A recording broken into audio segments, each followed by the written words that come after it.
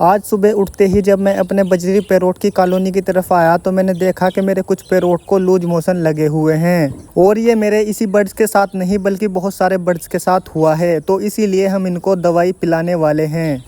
ये आपको मार्केट में आसानी से अवेलेबल हो जाएगी और इसका प्राइस है सिर्फ 30 रुपये।